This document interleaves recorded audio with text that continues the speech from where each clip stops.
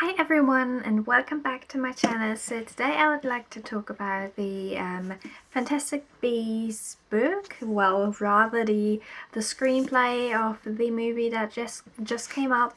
And yeah, I would like to first talk about the cover. I mean, it looks absolutely beautiful, as you can see. When I saw it, I really fell in love with it. You can see the lettering is all gold and it's shimmery, and yeah, it's just beautifully done. And yeah, what I really like is that you can already see some of the creatures right on the cover. So here in the middle you can see the Niffler, over here you see the Okami, and here the Billywig, and well, I'm not quite sure if this is the Swooping Evil or maybe the Thunderbird. But yeah, that's it. There is so much love for detail, right? Um, well, on the cover, and that's what I really like.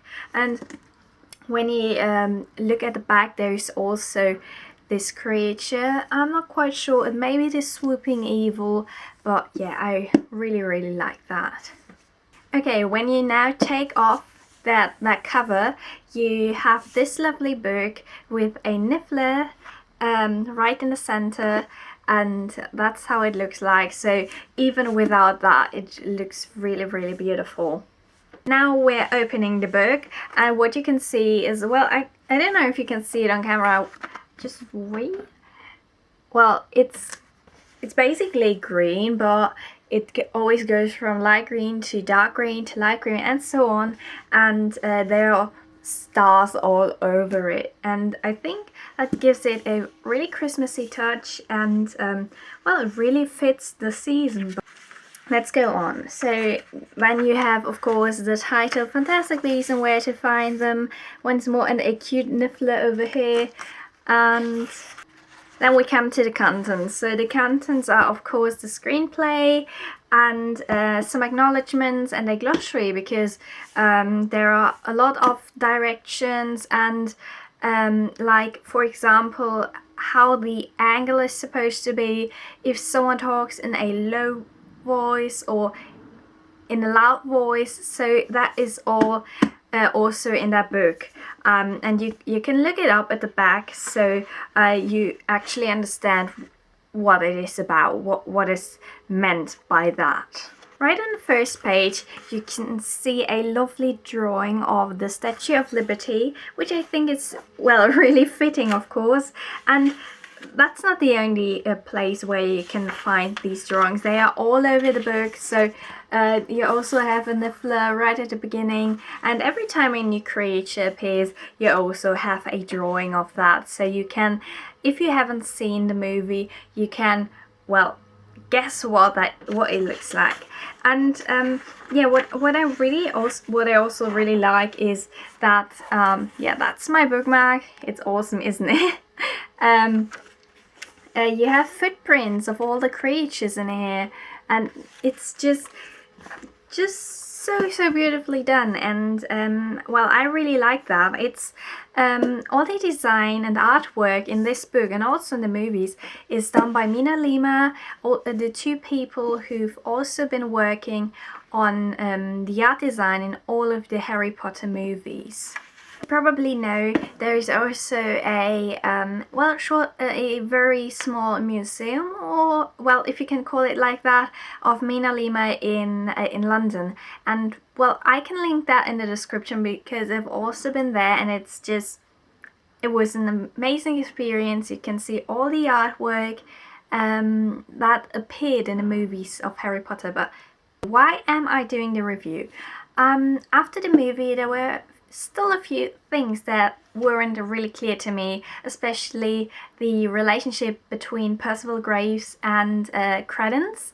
And I think the book is great just to refresh that memory, and well, even to read a book. I mean, it's always something good. But one thing you should keep in mind is that it is not a proper novel. It's not written like the Harry Potter books, so it is of course written as a script, just like Harry Potter and the Cursed Child.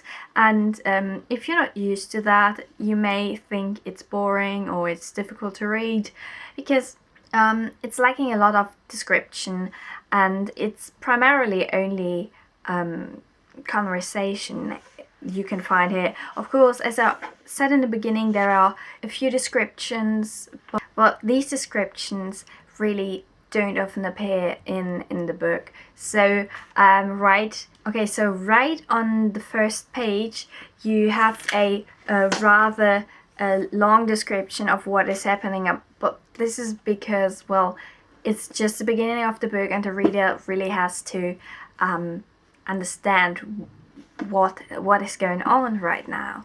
So yeah, I already did a review on the movie itself. I know it was a bit, well, it was a bit quirky and it wasn't perfect, but I think generally speaking the story is really good. You have two subplots, namely the Obscurus, who is a threat to the wizarding community in the US, and second we have of course Newt Scamander, who sets free all his bees and has to catch them again. So we have those two things happening at the same time. So I don't really think I have to tell you that, but there can never be as much information in a movie as in a proper book. So of course people may say the movie lacks depth, or it's just a bit too messy. If it was a proper book of maybe 600 pages, well, of course there would be more information, but you simply can't put that in a movie that is 2 hours long. So yeah, I think Fantastic Beasts is a great movie as well as a great book.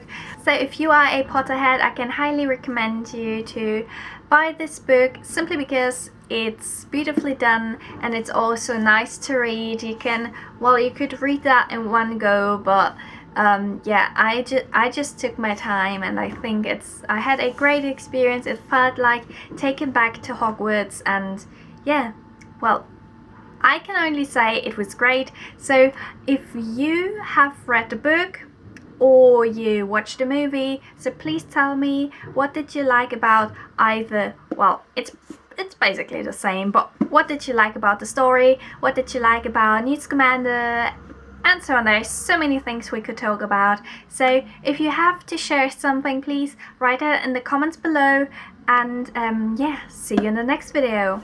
Bye bye.